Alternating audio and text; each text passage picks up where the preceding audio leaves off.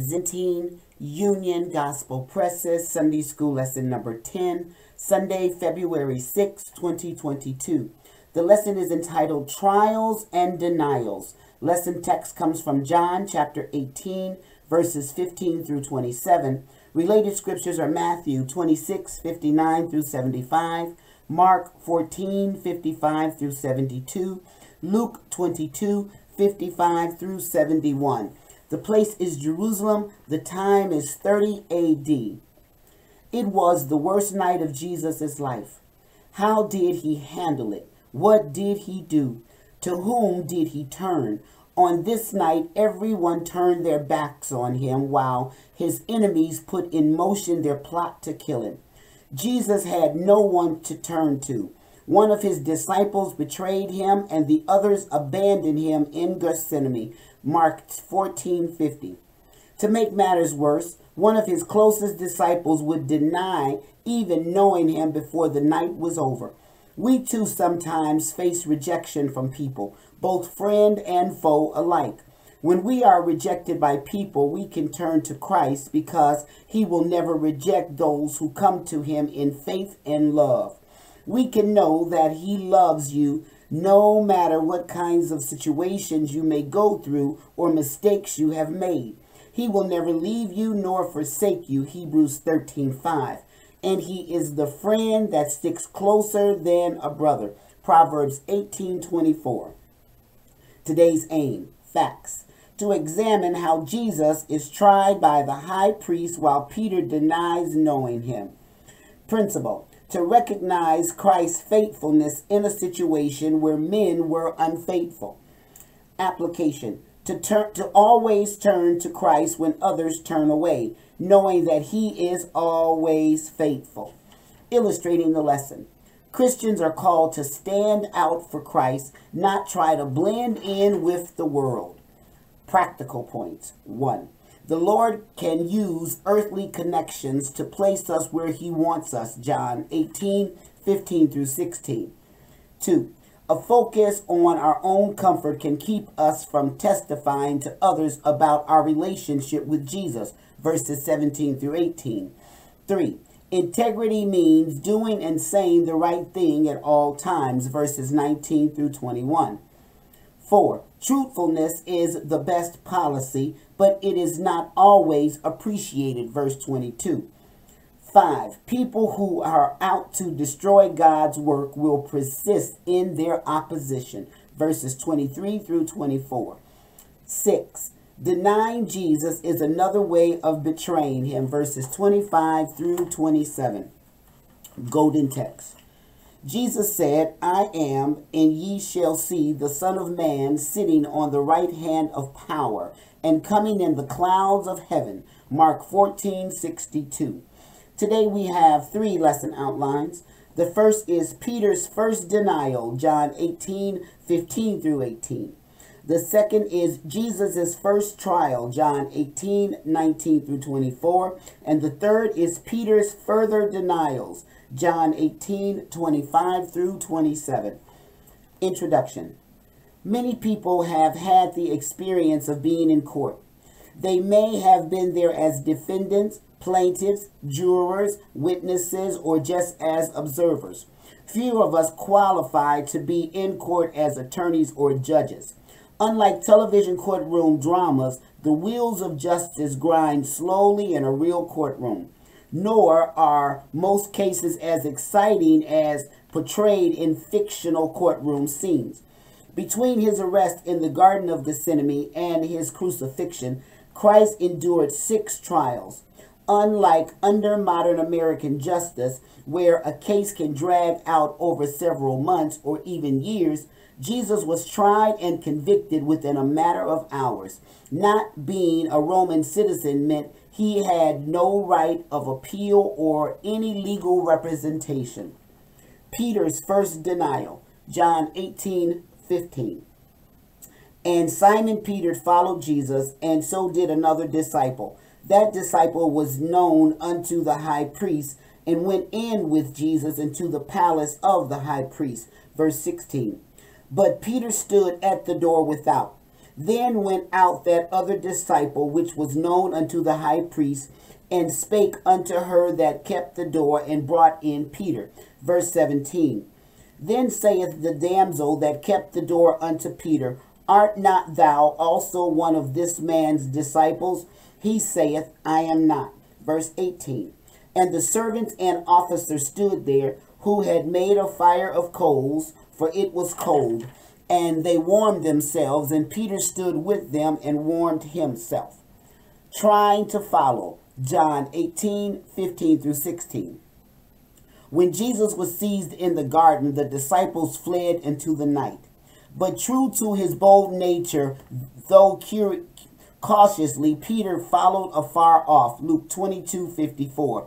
That is, at a distance to see what was going to happen. While we cannot be certain, most think that the reference to another disciple was to none other than the author of this gospel, the Apostle John. But some think it was another unnamed disciple. F. Bruce suggests that it was an unknown Jerusalem disciple who had access to high society. Whether it was an unnamed disciple or John, he was known to the high priest. We do not know what the connection was, but it did make it possible for Peter to be granted access to the courtyard of his residence. It is likely that the high priest and possibly other members of his family resided in or near the temple courts. In the time of Christ, the entire temple complex covered about 36 acres.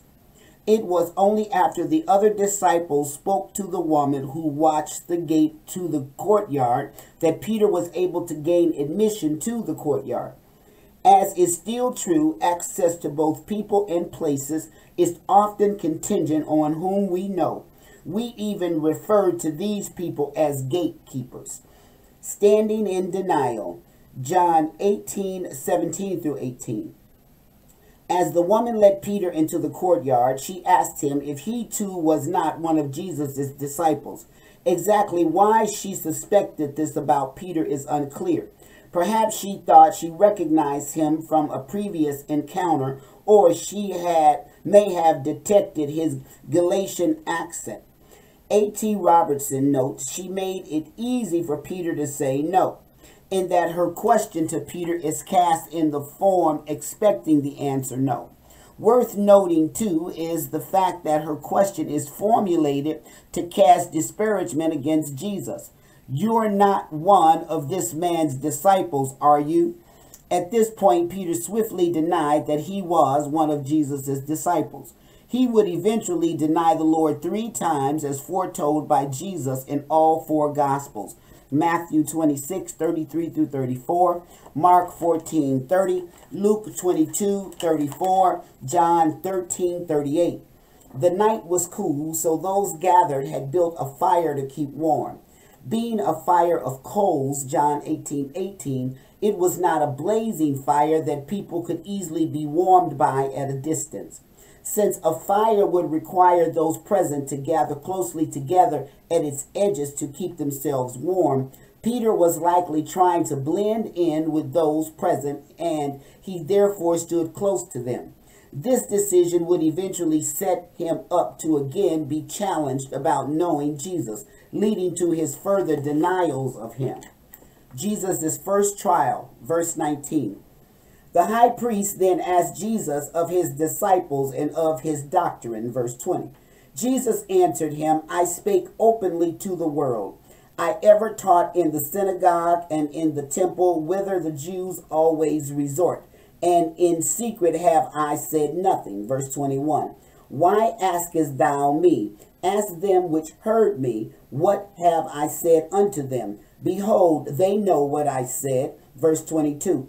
And when he had thus spoken, one of the officers which stood by struck Jesus with the palm of his hand, saying, Answerest thou the high priest so? Verse 23. Jesus answered him, If I have spoken evil, bear witness of the evil. But if well, why smitest thou me? Verse 24. Now Annas had sent him bound unto Caiaphas the high priest. Interrogation and reply. John 18:19 through 21. Jesus' first hearing was before Annas, the former high priest and father-in-law of Caiaphas, the current high priest. The office of high priest was a lifetime position, and the Jews still considered it so, despite the fact that its term was now set by the Roman authorities. Annas was still considered by many Jews as the lawful high priest, so that is undoubtedly why Jesus was brought before him first. Before things could move ahead, Annas would have to give his stamp of approval on the proceedings. Annas questioned Jesus about his disciples and his doctrine. Since all rabbis had disciples, the high priest likely wanted to know where Jesus' followers were from and possibly why they had decided to follow him. He may also have wanted to know how many disciples Jesus had and what revolutionary threat, if any, they might pose. Since the high priest had connections with the Roman authorities, it is likely that he wanted to ascertain whether Jesus and his disciples were a political threat to the Jewish religious hierarchy and their always tense relationship with Rome. This was Annas making a preliminary examination of Jesus, probably to see on what terms Jesus made disciples, whether as a mere rabbi or as Messiah. The high priest also questioned Jesus concerning his teaching. Since Christ had already had numerous confrontations with various religious leaders, especially the Pharisees, Annas was probably trying to decide whether his teachings were any threat to the Sadducees, the party to which he had many other priests belong. It seems clear, however, that the religious leaders, whatever party they were associated with, were bent on ridding themselves of Jesus. While the Pharisees and Sadducees could agree on little else, they did agree that Jesus should be done away with. In response to the high priest's inquiry about his teachings, Jesus boldly referred him to what he had taught openly in public places of worship, both in synagogues as well as in the Jerusalem temple. It was not as though Jesus had been running a covert operation. All he had taught and done had been in open public forums. Abusive treatment, John 18:22. Earlier in his ministry, Christ had said, "If I bear witness of myself, my witness is not true," 5:31. By this he meant that from an Old Testament legal standpoint, a person's testimony about himself does not verify any fact as true. Some objective collaborating testimony is required to establish a true fact. For example, if one person accuses another of a crime, but the accused person denies the charge, it is merely one person's word against another. Nothing has been legally proved. Additional collaborating testimony must be presented to establish that the accused is in fact guilty of that crime. The above being true, it was not irregular that Jesus would answer the high priest by referring him to those who had actually heard him teach. A considerable amount of disinformation about Jesus and his teachings were circulating in Jerusalem at this time. 7:12, 20, 40 through 43. He therefore told the high priest that he should consult those who had actually heard him on various occasions. At this, one of the officers of the high priest slapped Jesus across the face with the palm of his hand. The Lord's indirect answer to the high priest was seen as insubordination and disrespect. This was just the beginning of the abuse Jesus would endure at the hands of both the Jewish and the Roman authorities throughout his trial and execution. Honest challenge. John 18:23. In response to this abuse, Jesus answered his attacker to give a valid reason for the attack. Since Jesus had said nothing evil and had meant no disrespect to the office of the high priest, why had the officer struck him? In a prior confrontation with the Pharisees, Jesus had challenged them by saying, "Which of you accuses me of sin?" And if I say the truth, why do ye not believe me? John 8:46. Christ was innocent of all wrongdoing, and the officer's reaction was unwarranted. This was just one of many violations of the law that occurred during the trials of Jesus. According to attorney Earl Wingo, there were 15 obvious violations of Jewish and Roman law in the proceedings against Jesus. Abrupt dismissal, John 18:24. At this point, Annas had apparently heard enough. He sent Jesus to the current high priest, his son-in-law, Caiaphas. As a final note concerning the term high priest, it is used not only of the presiding high priest, but of others who were leaders in the Jewish religious hierarchy. Hence, when it is used of one person, it is rendered high priest, John 18:10, 13, 15, and 16. But when more than one priest is indicated, it is translated chief priest, 732, 1147, 1835, 19:6. This is true in all four Gospels. Concerning Jesus' trial before Caiaphas, the other Gospels give considerable detail. Matthew 26, 57 through 68, Mark 14, 53 through 65, Luke 22, 54 through 71. These other accounts also include the fact that the Jewish Supreme Court, the Sanhedrin, condemned Jesus. Since not all members of the Sanhedrin had to be present to conduct business, it may have been a hand-picked group that would simply rubber stamp the wishes of Annas and Caiaphas. There were, however, a few dissenters to this actions. Luke 23, 50 through 53, John 19, 38 through 42. Peter's further denials, verse 25. And Simon Peter stood and warmed himself. They said therefore unto him, Art not thou also one of these disciples? He denied it and said, I am not. Verse 26.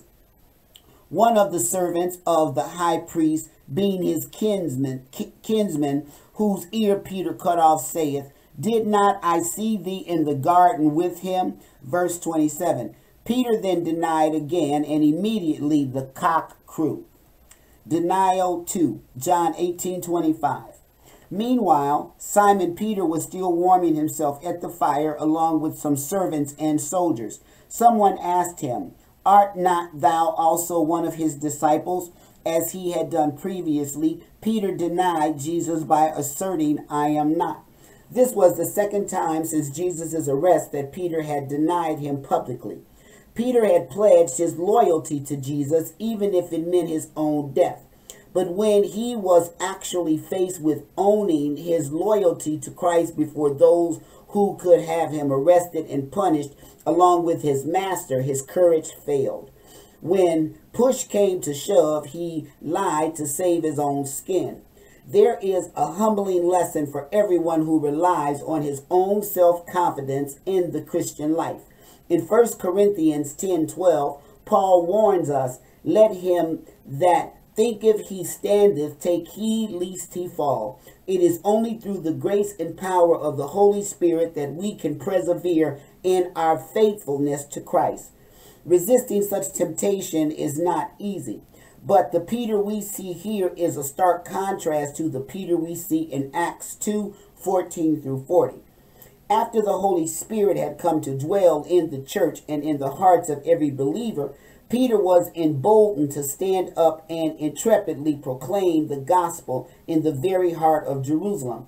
His preaching pierced the hearts of his listeners, compelling them to beg him to tell them what they needed to do to be saved. Even after the most dismal failure, there is yet hope of great victory if we endure in faith and reliance in God's grace. Denial 3, John 18:26 through 27. One of the servants standing near the fire with Peter just happened to be related to Malchus, who had his ear cut off by Peter. This servant had also been present in the garden when Jesus was arrested. But since it had been dark and there had been a large number of people there, he was apparently not completely certain that Peter was actually the one who had attacked Malchus. He nevertheless was suspicious, so he asked Peter pointedly, "Did not I see thee in the garden with Jesus?" Upon this third denial, the rooster immediately crowed. Comparing the four accounts of Jesus' denial of Christ provides additional details concerning this episode. They are all similar but different enough to conclude that there was no collaboration between the four evangelists. Of note is the fact that Peter actually backed up his denials with cursing and swearing. Matthew 26:72, Mark 14:71. Those present also recognized him as a Galilean because of his accent, which differed from those from Judea. Matthew 26:73, Mark 14:70, Luke 22:59. Luke also mentions that Jesus looked upon Peter at this very moment, 22:61, probably as he was being moved from the residence of Annas to that of Caiaphas. Upon remembering what Christ said, Peter went out and wept bitterly, verse 62. Most believers can remember times when they have in some manner denied knowing Jesus. The world is hostile to the claims of Christ and likewise hostile to those who follow him. This hostility is often expressed by contempt for those who publicly dare to express allegiance to Christ. It can be observed at times when a Christian sports figure gives praise and thanks to Jesus Christ for his or her success. The interviewer seldom acknowledges what has just been said, urgently endeavoring instead to change the subject. Talking about Jesus invariably makes worldly people uncomfortable. Sometimes it makes them upset or even angry and belligerent. We must therefore be very vigilant concerning temptations to deny Christ that are continually before us in the world. 1 Corinthians 10:12-13. Concerning Satan's tricks, Paul declares we are not ignorant of his devices. 2 Corinthians 2:11. But bold reliance on the power of the Holy Spirit who dwells in us will give us courage to represent Christ as faithful ambassadors.